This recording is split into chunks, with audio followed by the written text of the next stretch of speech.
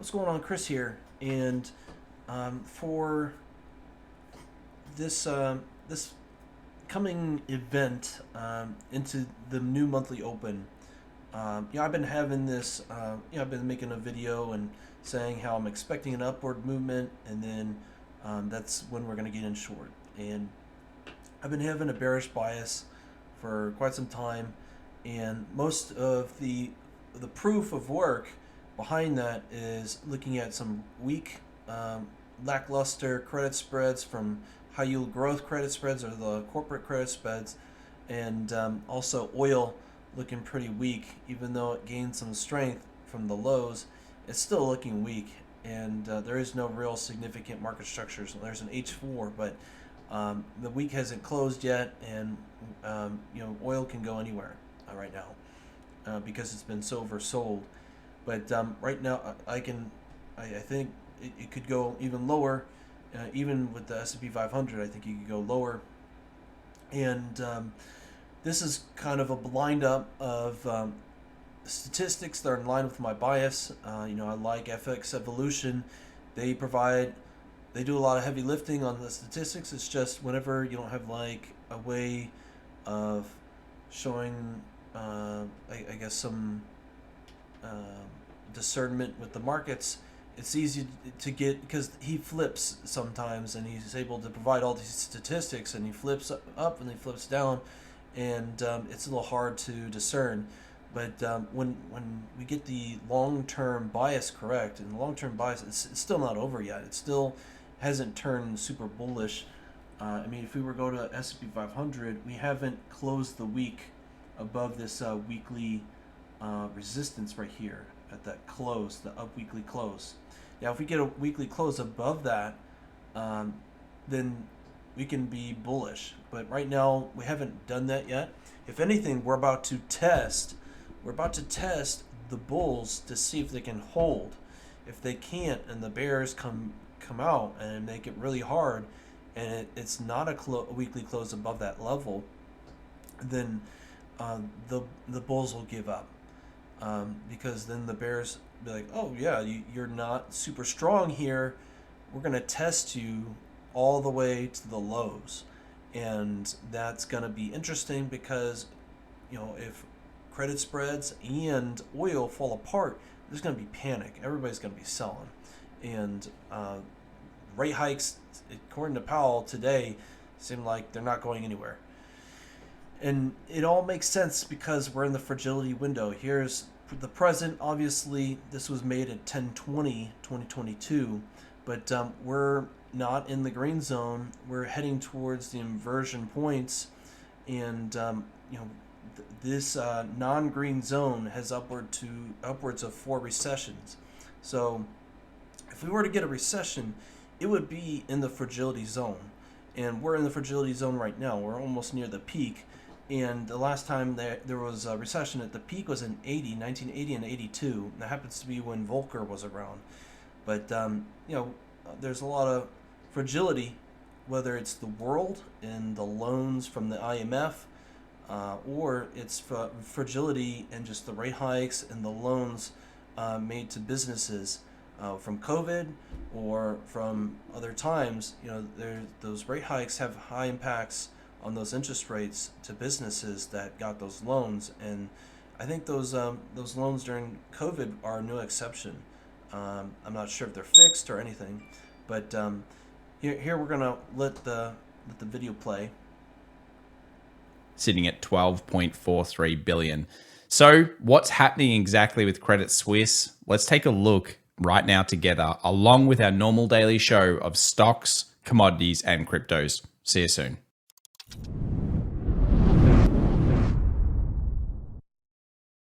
Well, welcome back everybody to the Daily Show. We've got a great show today with everything jam-packed, including lead indicators, macro data, and the key levels that you should be watching right now. But let's begin by discussing Credit Suisse. So Credit Suisse is pitching covered bonds programs to international investors, according to a memo. And this is all very, very relevant news right now. Now, supposedly, these bonds are expected to be rated by AAA by Fitch, according to the memo. Yeah, all right, AAA. What do you guys think in the comments down below? When you see some of the data soon, you may not think they're as AAA as everybody believes. But basically, we're also seeing a huge restructure of the bank. So the last analyst in Credit Suisse's London head office has quit. They basically said, yep, we're done. This is all part of the restructure anyway. And it's clearly a bank in massive loss mode. It is just losing money hand over fist. Credit Suisse also is now doing a right sell-off, and this is spelling the worst year for its shares. Effectively, another 2.3 billion cash call, and this is now putting massive pressure on the bank. Effectively, this is all part of this broader capital raise worth 4 billion francs, which won shareholder approval last week. It's intended to help fund Credit Suisse's attempt to recover from the biggest crisis in its 166-year history. Yeah, that's great. Like, we're going to the shares, we're going to the stockholders, we're going to the debt market and saying, please bail us out for a few more months so we might be able to survive.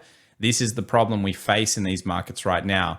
Now, if we go back over and we have a look at the credit default swaps, which I've posted over here on Twitter, make sure to follow at FX Evolution if you're interested in finding out some of these things. We're posting a lot there, including some of our private memos, and you'll get them just by being a follower on Twitter. So definitely join us over at FX Evolution if you're interested. But here's the credit default swap rate. Over to InvestOP, reimburse them. You can see where other things. So let's get into our general market discussion. We'll come back to Credit Suisse a little bit later. So smart money versus dumb money. Well, we've used this quite effectively this year to figure out kind of peaks in markets, or at least times where we should maybe be more cautious on the bull side and a little bit more bearish in terms of our thought process towards markets. We've seen a discernible shift. Smart money has dropped. Dumb money has continued to be quite bullish. And this is something that has to be concerning for many investors and traders out there. If you're feeling really bullish right now, well, maybe the market's doing a good job on you, because this has historically this year been that turning point in these markets. And this is happening at the time of this recording in the video. Let's move over to, of course, what we're also seeing from the big wigs. This is the CEO confidence. Yeah, it's not good. The CEO confidence is in the ground. Basically, this is the total measure of CEO confidence in the United States versus the S&P 500 earnings per share of a 12-month forward.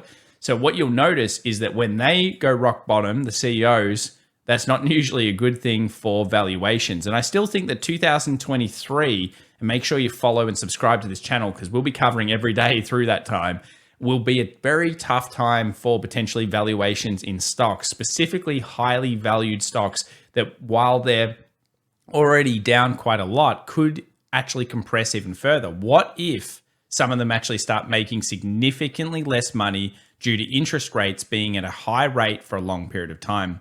Let's go into some positives just quickly here about this time of year. Well, we technically usually are in what we call the Santa Claus rally, or the period of the market that's pretty bullish. Now, it actually doesn't start, contrary to popular belief, at the start of December.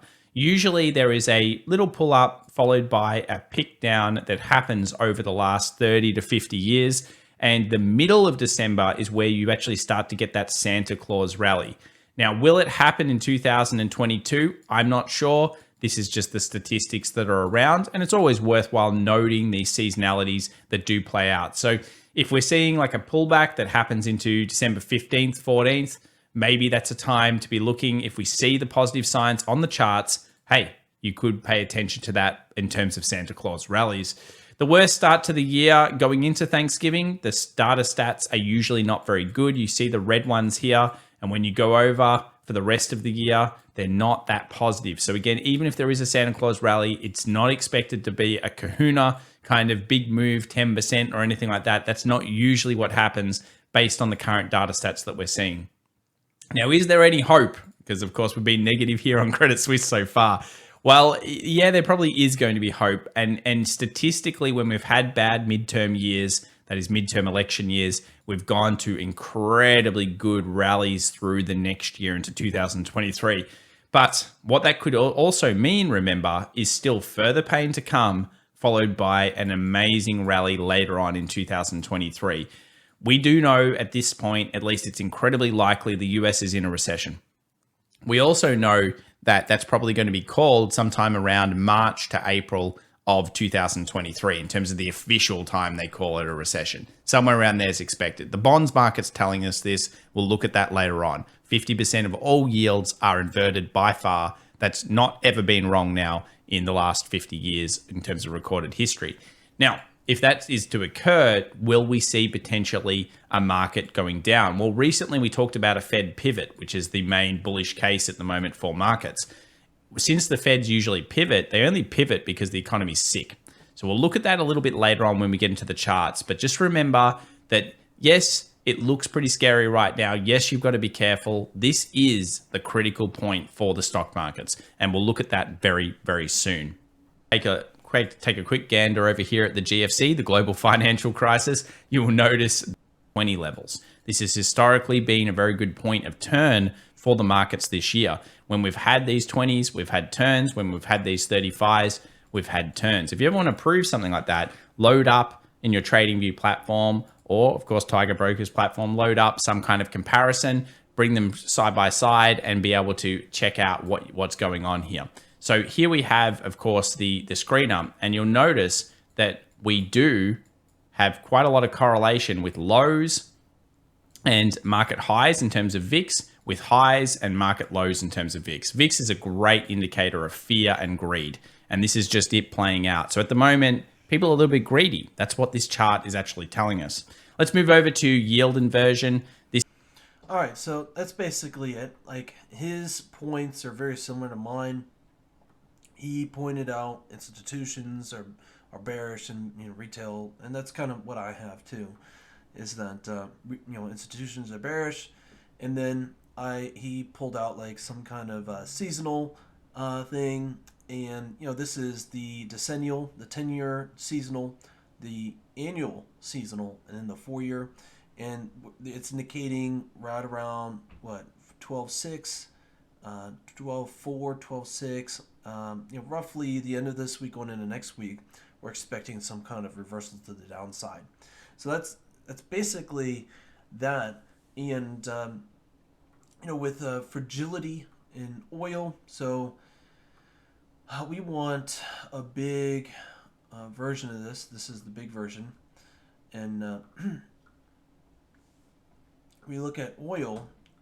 Oil doesn't look that great. We had a weekly market structure break, and we had a weekly close below weekly support, and we're waiting to see if this holds right here, or if it's one big fake out and it closes below. If it closes below, that's not good. So we got 2 more days and 2 hours to see what's going to happen to this thing. But if we were looking for weekly breakers, there's one more weekly breaker, and it's all the way down here. And if we were to do it based on the range it gives us, it tells us to put it in a range right here. And we got to fix this. And we want this back to range. And this tells us it's roughly, from where we're at now, 30 to 40% to the downside for oil that is expected. If we were to really purge out the demand zones here and restart over and reclaim, it's roughly 30%. If we were to go to the weekly breaker, it would be 40%. So that kind of drop in oil is pretty earth-shaking on the markets when it comes to oil. And that's looking at a shorter-term target and a bigger-term target. And we could hit either or. There's no real discrepancy of what we can't hit on the low side. Now, when we go to the credit spreads, it's right here, HYGH, high growth yield credit spreads, we're under a weekly bearish breaker again. And we haven't made any weekly closes above the previous, they've been lower high closes on the week. And so those lower high closes, even though it says bullish, we haven't closed the week higher over these challenged weekly highs. We want to see what happens on the close.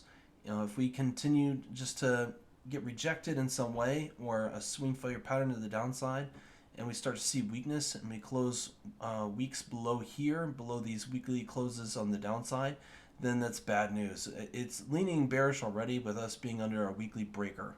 And that's pretty much it. And because it's weak, it's more likely to continue staying weak unless we get higher weekly closes. We go to the corporate credit spreads are the same thing. Yes, we have a weekly breaker below us. We're still bearish. We haven't closed the week above this weekly candle to turn it to bullish and have a market structure break to the upside. And because of that, we're having lower weekly closes. And it's looking to fill these gaps like it's already started here. And there's another one lower here.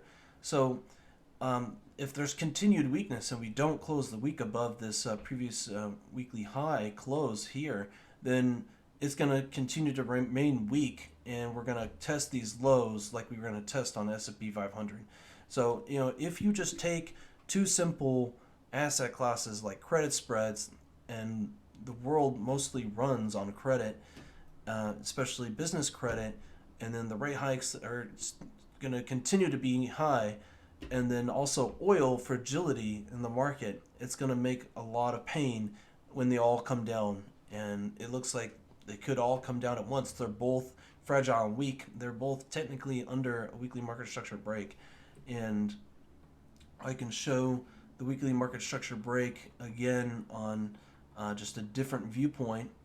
So here it's already broken away here, and we're into the monthly bullish order block. We look at crude. I need to go over one more. Here we've already broken away, and there is no monthly reversal in here. I don't know where it's at, but we still have, we can go some quite a ways down to the downside. It's still not over yet. I mean, we haven't even hit demand down here. Even the same for West Texas oil crude. I mean, demand is technically down here, and we haven't really hit it. We kind of gotten close, but not really.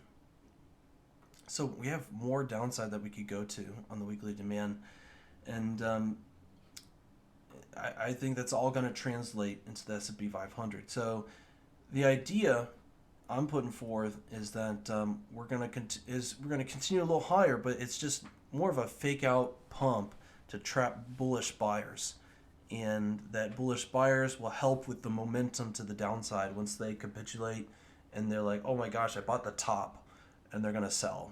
And that's kind of what just makes the cascade easier to the downside. And we looked at the institutional bias, we looked at what we see from the math cycles, we looked at just kind of the fragility in credit spreads and oil, and then we can look at just the fragility in the S&P 500 and where we're thinking it's going to go. And just we're thinking it's going to go to weekly demand, roughly down here. It could be this candle for the most part, where weekly demand is. It's, the last down candle before the upswing. Around 3,200, we expect it to just purge through. There is a fair value gap down here, and there's liquidity from right there. You can see the blue box is basically liquidity, and this fair value gap right here at the bottom, right around 3,200, is basically where we're targeting, and we think it's going to go down there. Holy cow! How did I get rid of that? So that's where we think it's going to go, and we just we're at weekly resistance right now, and it doesn't look like it's going to last too much longer.